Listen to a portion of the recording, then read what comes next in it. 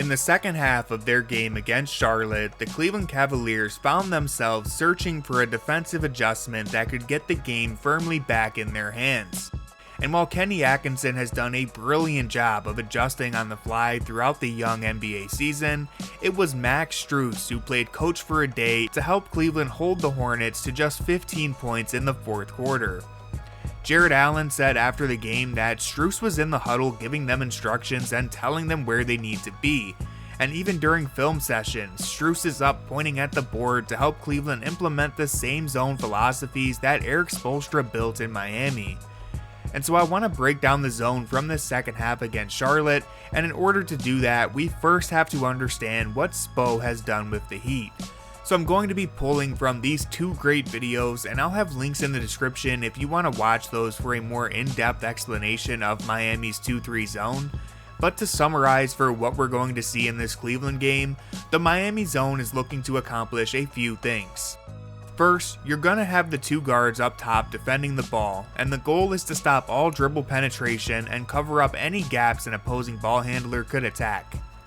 Second, you have the wings on either side ready to jump and contest anything that goes to the elbows, while the two guards are ready to rotate and bump them back down at a moment's notice, and all the while they're doing everything they can to get in the passing lanes and deny the ball from getting to the corner. And finally, a staple of Miami's zone is the fly-by closeout. In other words, the Heat would completely sell out to contest any three-point attempt that is created out of their zone, because the zone is great for funneling opponents to the middle of the floor and protecting the paint, but even the best zone can be picked apart by a few good passes. So the idea is a hard closeout where you fly by the opponent rather than worrying about staying in good defensive position is one way to compensate for this. And we're going to see all three of these things that I mentioned come into play in Cleveland's win over Charlotte. So now that we have some of the zone philosophies established, let's bring you up to speed on what was happening in this game. And I think we can summarize it by saying LaMelo Ball was creating anything he wanted by getting into the lane and spraying it out to open three-point shooters. Ball was really settling into a groove, and his one-man army approach had the Hornets on the verge of stealing this game. A play like this is important to note because the Hornets found success bringing Mobley or Allen up to defend LaMelo at the level of the screen, and that would leave Cleveland with no backside rim protection in lineups that only featured one of the bigs. So the zone defense is one way for Cleveland to address this, as we'll see later, but again, to recap one more time before we break down those specific possessions, the Cavs are looking to limit LaMelo's dribble penetration, funnel the ball into their rim protectors, and protect the three-point line by jumping into passing lanes and flying out to contest shots. On this first possession, we see Porter, Jerome, and Niang covering up the passing lanes while Charlotte is funneled directly into Evan Mobley, who's standing in the middle of the zone. This leaves Charlotte with nowhere to go, and the Cavs nearly get a steal before forcing a shot clock violation.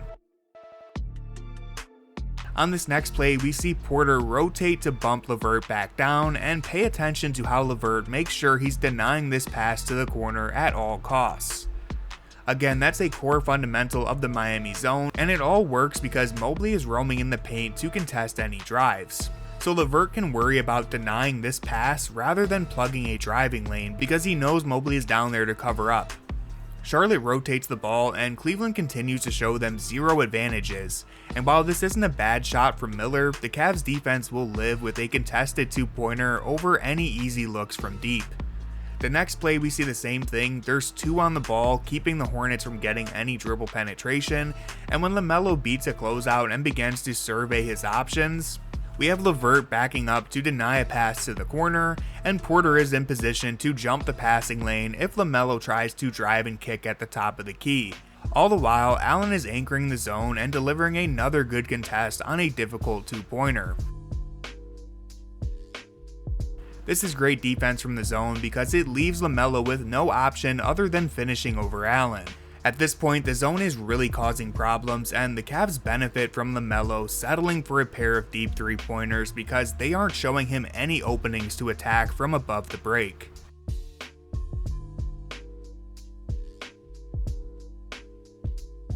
This play right here isn't a zone, but I want to highlight the rotation from Niang to contest the shot and deny a pass to the corner, and then the Cavs defense is on a string, rotating all the way around to contest this 3-point shot.